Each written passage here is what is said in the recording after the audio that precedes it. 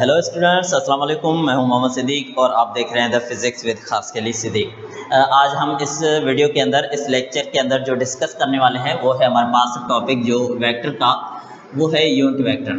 ठीक है, हमने इस यूनिट वेक्टर को पहले भी पढ़ा है। जब हमने वेक्टर के टाइप जो है वो डिस्कस किए थे तब हमने यूनिट वेक्टर को डिफ़ाइन भी किया था, लेकिन वो शॉर्ट जो है वो डेफिनेशन थी, शॉर्ट एक्सप्लेनेशन थी।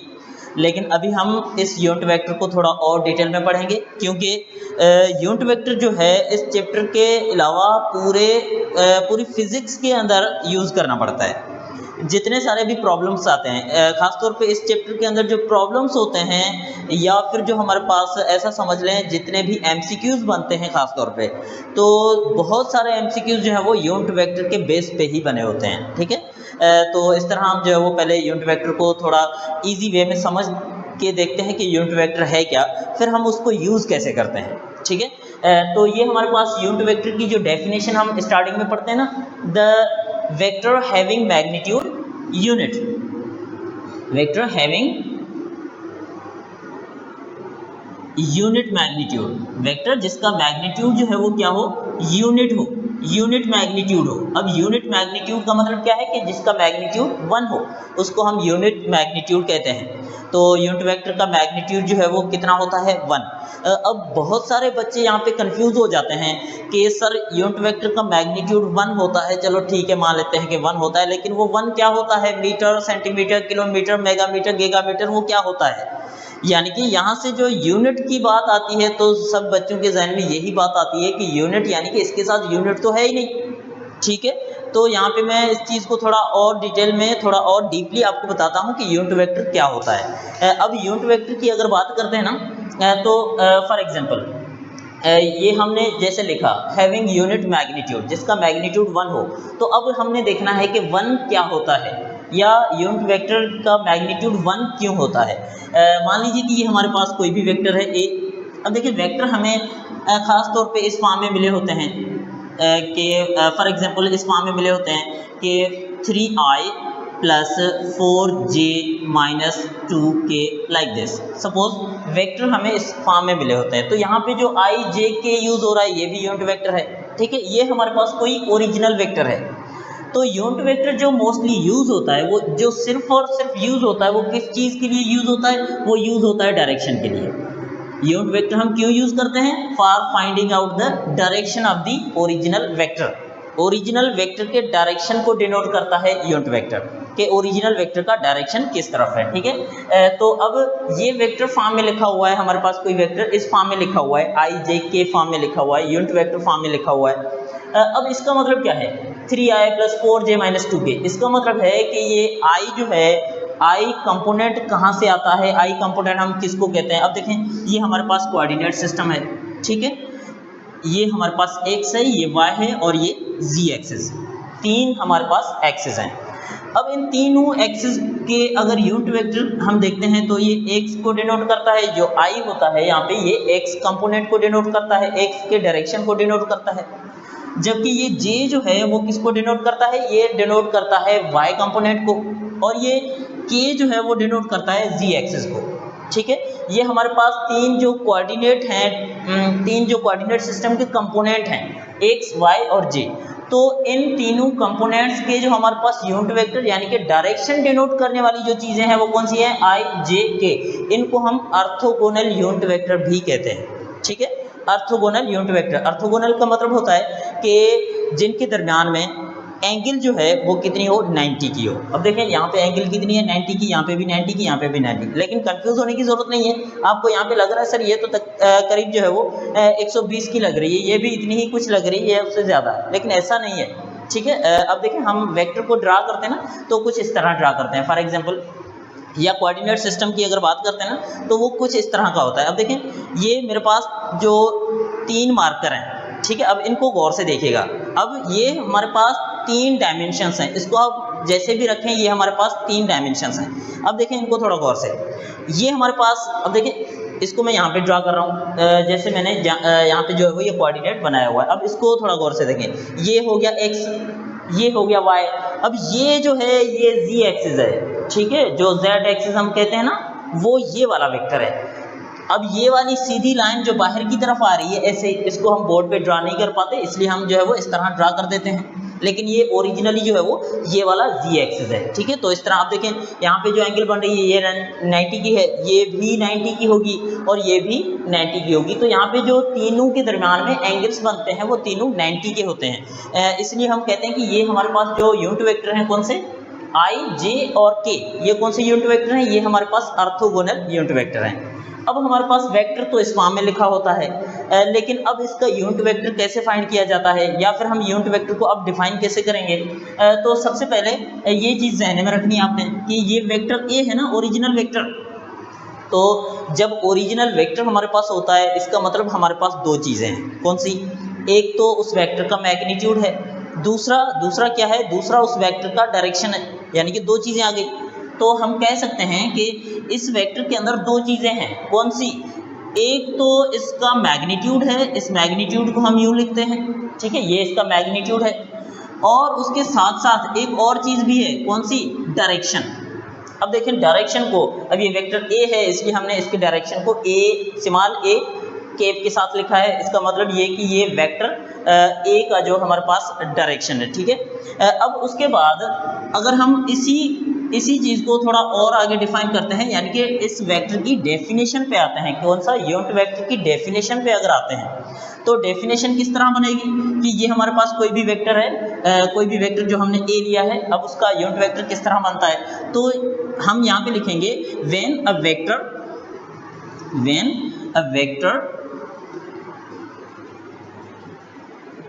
is divided by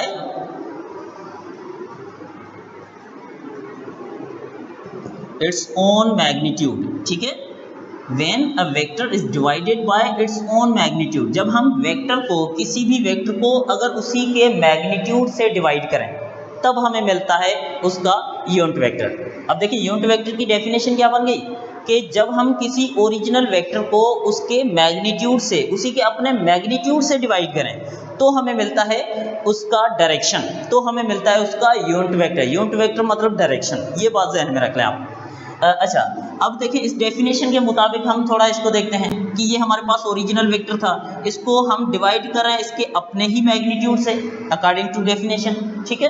तो ओरिजिनल वेक्टर जिसके पास क्या होता है, जिसके पास डायरेक्शन भी होता है और जिसके पास मैग्नीट्यूड भी होता है, सही है। तो इसको जब हम इसके अपने ही मैग्नीट्यूड से डिवाइड करते हैं तो ये हो गया इसके अपने मैग्नीट्यूड से डिवीजन इसका, तो अब ये हो गए कैंसिल, दोनों मैग्नीट्यूड आपस में हो गए कैंसिल, तो बाकी क्या बचा, बाकी बचा हमारे पास ओनली डायरेक्शन। तो अब देखें ये यूनिट वेक्टर है, ठीक है, ये हमारे पास क्या है, यूनिट वेक्टर, यानी कि वेक्टर का सिर्फ डायरेक्शन। अब इसके साथ अगर हम ये कट गए, इसका मतलब यहाँ पे हम क्या लिखेंगे, 1 लिखेंगे, मैग्नीट्यूड की जगह पे हम अब क्या लिखेंगे, 1 लिखेंगे, इसलिए हम कहते हैं, अब देख लें ये कोई 1 मीटर नहीं है, कोई सेंटीमीटर नहीं है, ये मैग्नीट्यूड अगर मीटर हो, फॉर एग्जांपल अगर यहाँ 1 मीटर हो तो मीटर मीटर कैंसिल हो जाएंगे, अगर 1 सेंटीमीटर हो, यहाँ पे भी सेंटीमीटर होगा, यहाँ पे भी सेंटीमीटर होगा, तो वो आपस में कैंसिल हो जाएंगे। तो यहाँ पे कोई यूनिट नहीं है, जो हम क्वांटिटीज़ को मेजर करते हैं ना जिस यूनिट के साथ, वो वाला यूनिट नहीं है। इस यूनिट का मतलब है कि ये क्या है, 1 है, यूनिट मीन्स 1, ठीक है। तो ये हमारे पास क्या बन गया, ये हमारे पास बन गया यूनिट वेक्टर। अब देखिए यूनिट वेक्टर की डेफिनेशन ये वाली जो है वो ज़्यादा वैलिड लग रही है, कैसे कि कोई भी वेक्टर हो उसको उसी के खुद के मैग्नीट्यूड के साथ अगर हम डिवाइड कर लें तो हमें जो रिजल्ट में मिलेगा वो क्या मिलेगा, वो मिलेगा यूनिट वेक्टर, यानी कि ओनली डायरेक्शन। ये बात ध्यान में रहे कि मैग्नीट्यूड नहीं है, इधर सिर्फ डायरेक्शन की बात हो रही है, सही है। अच्छा, अब जरा इन पे आते हैं या फिर इस सवाल को कैसे सॉल्व किया जाता है, इसका जो यूनिट वेक्टर है वो कैसे हम फाइंड कर सकते हैं। अब देखें इस सवाल को हल करने के लिए अ वेरी सिंपल क्वेश्चन, ठीक है।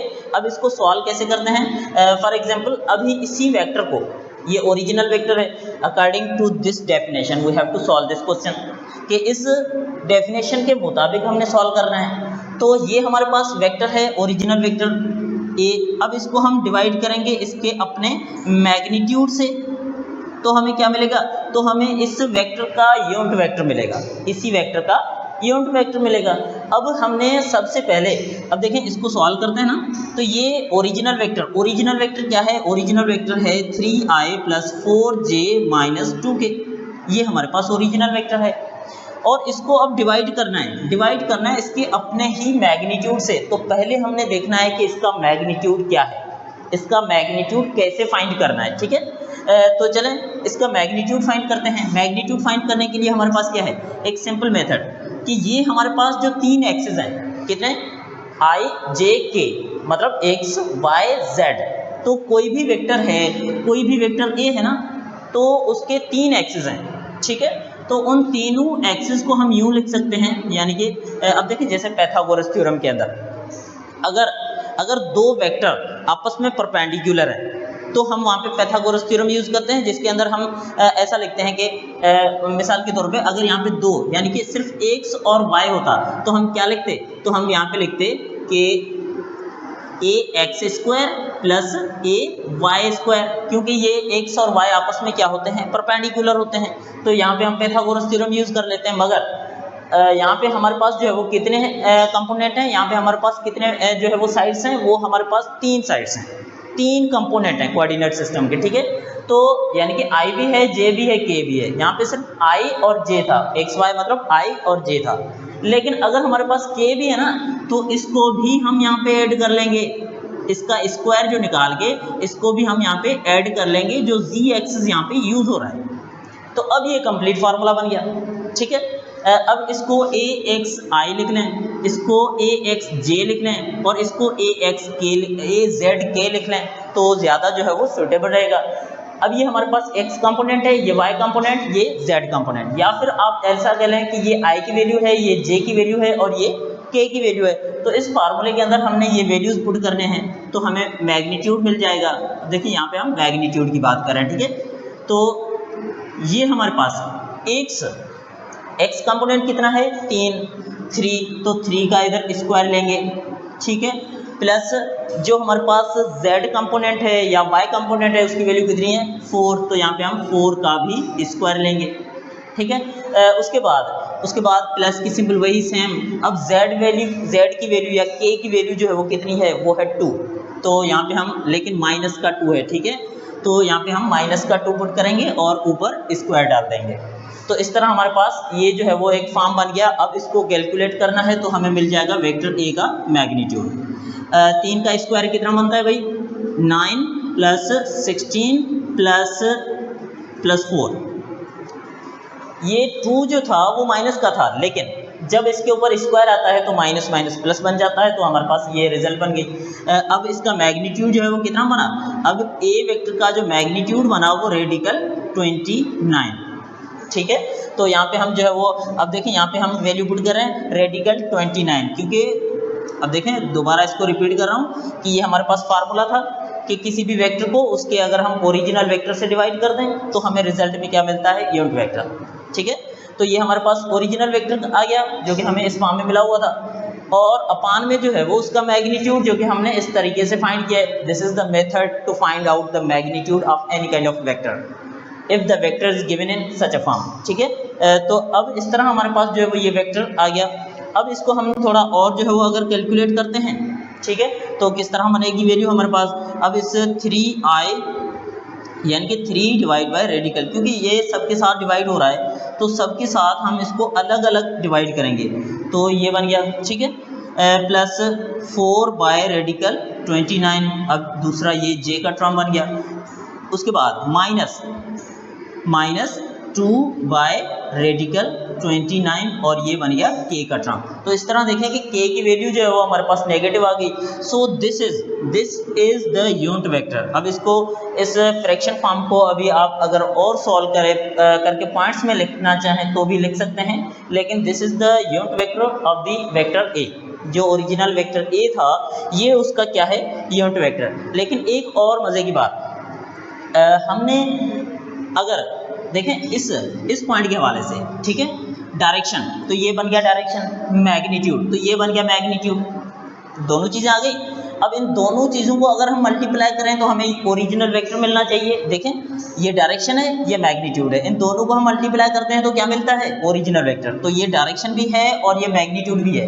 अब इन दोनों को अगर हम मल्टीप्लाई करके देखें तो वाकई हमें ओरिजिनल वेक्टर मिलता है कि नहीं। देखें ज़रा, ये हमारे पास जो है वो मैग्नीट्यूड है वेक्टर ए का, जो कि कितना है, मैग्नीट्यूड है रेडिकल 29, ठीक है। और ये जो ओरिजिनल वेक्टर है, ओरिजिनल वेक्टर कितना है, सॉरी यूनिट वेक्टर जो है वो ये हमारे पास गिवन है। अब यूनिट वेक्टर भी गिवन है और बाकी हमारे पास जो इसका मैग्नीट्यूड है वो भी गिवन है।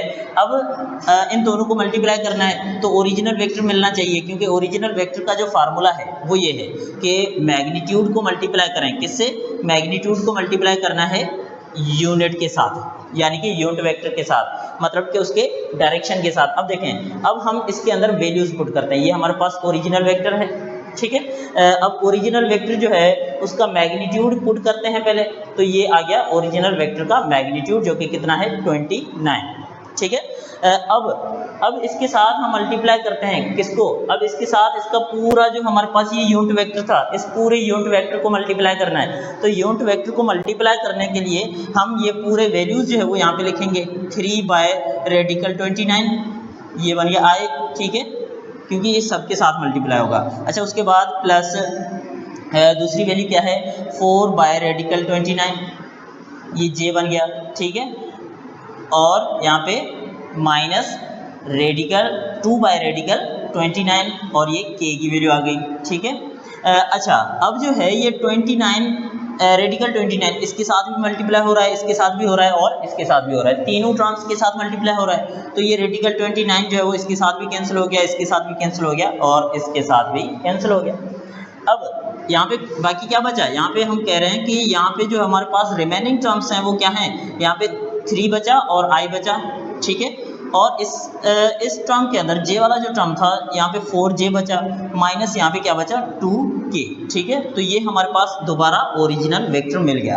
अगर हम किसी वेक्टर का मैग्नीट्यूड और उसका डायरेक्शन पुट करते हैं तो इस तरह हमें जो है वो उसका ओरिजिनल वेक्टर मिल जाता है।